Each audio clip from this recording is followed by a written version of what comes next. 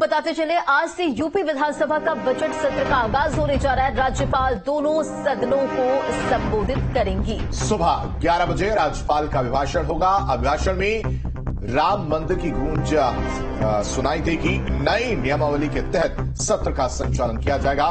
5 फरवरी को आपको बताएं कि सरकार जो है वो बजट पेश करेगी। तो 12 फरवरी तक सदन की कार्यवाही चलेगी। ग्राफिक्स के जरिए चलिए पूरी जानकारी आपको देते हैं। बजट सत्र का आज से आगाज हो रहा है। आज से यूपी विधानसभा का बजट सत्र शुरू होगा। सुबह 11 बजे राज्यपाल दोनों सदनों को संबोधित करेंगे। अभिभाषण में राम मंदिर की सुनाई दे सकती है। और सत्र की अगर बात की जाए तो इस बार नए नियमावली के तहत सत्र का संचालन होगा।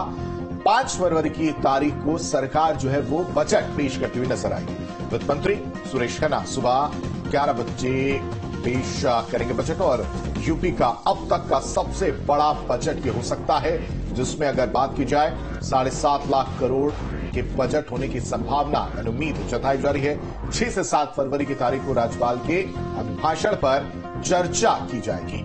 8 फरवरी को वित्तीय वर्ष 2024-25 के आय व्यय पर चर्चा और 10 से 12 फरवरी को अनुदान की मांगों पर विचार होना है।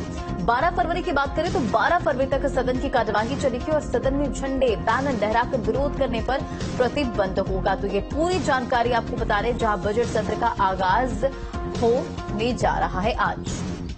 खबर पर ज्यादा जानकारी के साथ अविनाश सिंह हमारे संवाददाता हमारे साथ जुड़े। अविनाश, बजट सत्र का आगाज और राज्यपाल के अभिभाषण से इसकी शुरुआत होगी, और क्या कुछ अपडेट?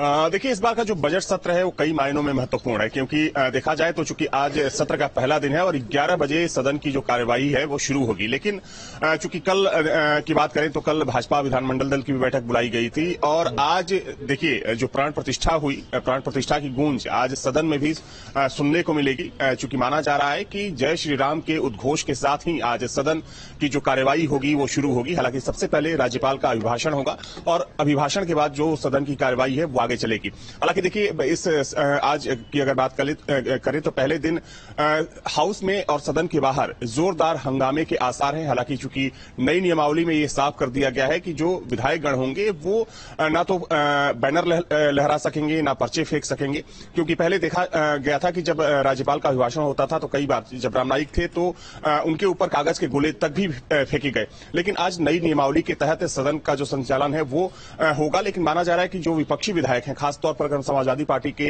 विधायकों की बात करें तो सत्र शुरू होने से पहले आज कई मुद्दों को लेकर समाजवादी पार्टी के जो विधायक हैं वो जोरदार हंगामा कर सकते हैं। हालांकि देखिए, सत्र शुरू होने से पहले मुख्यमंत्री का बयान भी होगा और जाहिर सी बात है कि चूंकि कल जब सर्वदलीय बैठक बुलाई गई थी तो बैठक में विपक्षी दलों के जो नेता थे उनसे अपील की गई थी कि सदन को सुचारू रूप से चलाने में वो सरकार का सहयोग करें। लेकिन माना जा रहा है कि तमाम ऐसे मुद्दे हैं, चाहे हम किसानों के मुद्दों की बात करें, नौजवानों के मुद्दों की बात करें या कुछ वैसे जो जन मुद्दे हैं उनको लेकर जो विपक्ष है वो सरकार पर हमलावर हो सकता है। लेकिन कल बीजेपी की जो विधानमंडल दल की बैठक हुई थी उसमें विपक्ष को कैसे बैकफुट पर धकेलना है उसको लेकर रणनीति बनाई गई थी।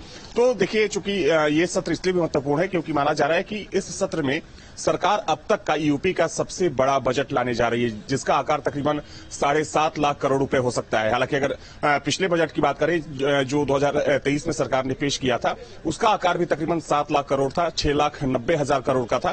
तो कुल मिलाकर कह सकते हैं कि चूंकि आज सदन का पहला दिन है और विपक्ष जहां एक तरफ सरकार को घेरने की कोशिश करेगा तो वहीं सरकार की भी योजना यही है कि जो सरकार की बड़ी योजनाएं हैं उन योजनाओं के जरिए और जो पिछले 6.5-7 सालों में सरकार ने काम किया उस काम के जरिए विपक्ष को बैकफुट पर ढकेला जाए। बिल्कुल अविनाश, और देखिए आज से बजट सत्र की शुरुआत होने वाली है, यानी कि कहा जाए विपक्ष भी पूरी तैयारी में है सरकार को घेरने को लेकर।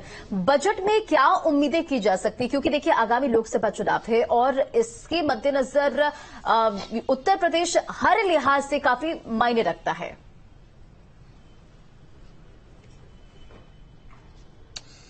देखिए, सरकार 6 या 7 तारीख को बजट पेश कर सकती है। और जहां तक सवाल बजट का है, तो बजट में देखिए इस बार माना जा रहा है कि जो उत्तर प्रदेश का इंफ्रास्ट्रक्चर है उस पर खासा जोर रहेगा। इंफ्रास्ट्रक्चर को और ज्यादा मजबूत करने के लिए सरकार इस बजट में फंड का प्रावधान कर सकती है।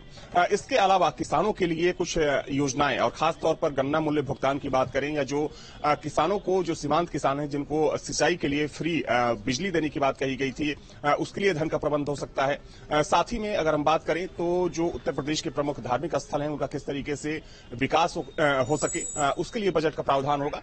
और साथ ही में जो तमाम सरकारी योजनाएं जो चल रही हैं अभी, सरकार की जो बड़ी योजनाएं हैं, उन योजनाओं के लिए भी धन का प्रबंध इसमें हो सकता है। तो कुल मिलाकर कह सकते हैं कि चूंकि सबसे बड़ा बजट इस बार आने वाला है और इस बजट में